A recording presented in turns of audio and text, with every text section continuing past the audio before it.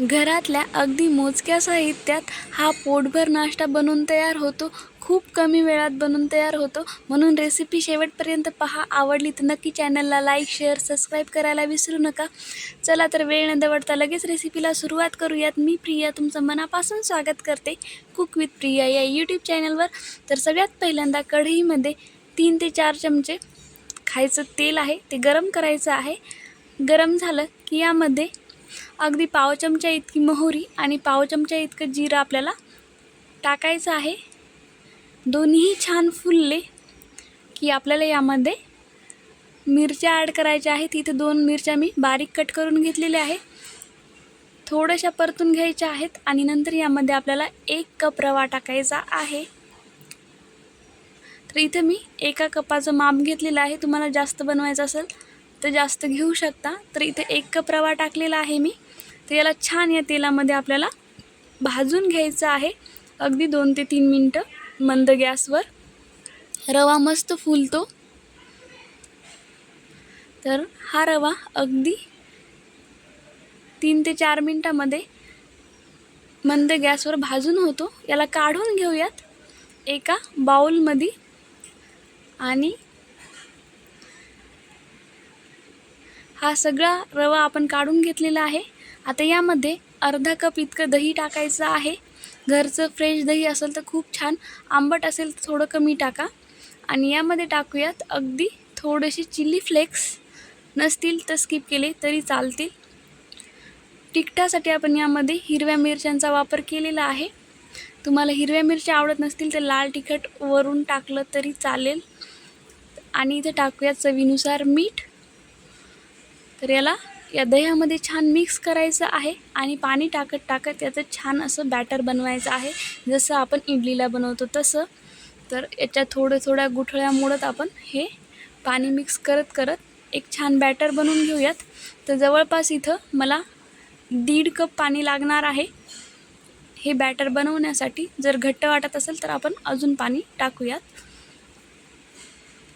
तर हे अशा प्रकारे 1 कप पाण्यामध्ये छान बॅटर तयार होतं. याला झाकून ठेवायचं आहे 10 ते 12 मिनटं. वेळ असेल तर जास्त ठेवलं तरी चालेल. तोपर्यंत आपण या इडली पात्राच्या ज्या प्लेट्स आहेत त्यांना तेल लावून घेऊयात. ब्रशच्या साहाय्याने अशा प्रकारे तेल लावून घेतलं की इडल्या जो नाश्ता आहे तो अजिबात खाली चिटकत नाही.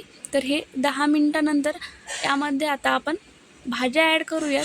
तर टोमॅटो, कांदा, काकडी आणि पालक बारीक चिरून घेतलेला आहे ते यामध्ये ॲड केलेलं आहे मी. छान मिक्स करायचं आहे. दह्याच्यानं आपलं जे बॅटर आहे ते छान फुललेलं आहे. याच्यात थोडंसं घट्ट वाटत आहे तर अगदी पाव कप इतकं पाणी टाकायचं आहे आणि याला हलवून घ्यायचं आहे. बॅटर खूप जास्त पातळ असं बनवायचं नाही. तर अगदी 1/2 टीस्पून इतका मी खायचा सोडा टाकणार आहे आणि याला मिक्स करायचं आहे खायचा सोडा टाकून. तर तुम्ही बघू शकता अशा प्रकारे मिक्स करून घ्यायचं आहे.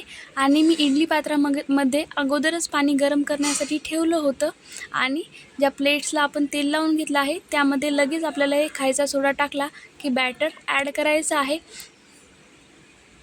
तर 2-2 चमचे बॅटर मी इथं सगळ्या प्लेटमध्ये टाकणार आहे. तर बॅटर प्लेनच भरायचं आहे, खूप जास्त गच्च भरायचं नाही, कारण ह्या इडल्या थोड्या वेळानं फुगतात. तर पाणी गरम झालेलं आहे. यामध्ये आपण ह्या सगळ्या प्लेट्स ठेवूयात. तर ह्या सगळ्या प्लेट्स ठेवून झाल्या की यावर झाकण ठेवून आपल्याला 10 ते 12 मिनटं मीडियम टू लो गॅसवर हे शिजवून घ्यायचं आहे. तर 10 मिनटं झालेली आहेत आणि तुम्ही बघू शकता अशा प्रकारे हे आपले इडल्या झालेल्या आहेत. अगदी झटपट होतात. सुरीच्या साहाय्याने बघूयात की याला हे अगदी प्लेन निघत आहे.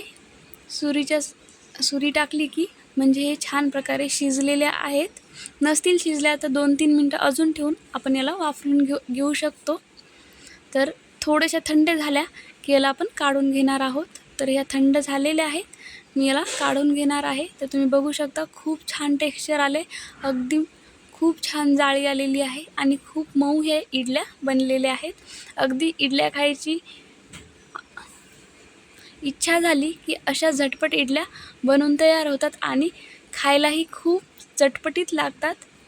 तर नक्की ट्राय करा आणि रेसिपी कशी वाटली हे कमेंट करायला विसरू नका. तर झटपट ही रेसिपी बनवून तयार आहे. तुम्ही लोणचं किंवा दही त्याचबरोबर शेंगदाण्याची चटणी कशासोबतही याला खाऊ शकता. तर रेसिपी शेवटपर्यंत पाहिली त्यासाठी धन्यवाद आणि रेसिपीला एक लाईक करायला नक्की विसरू नका आणि चॅनलला शेअर करायलाही विसरू नका. धन्यवाद.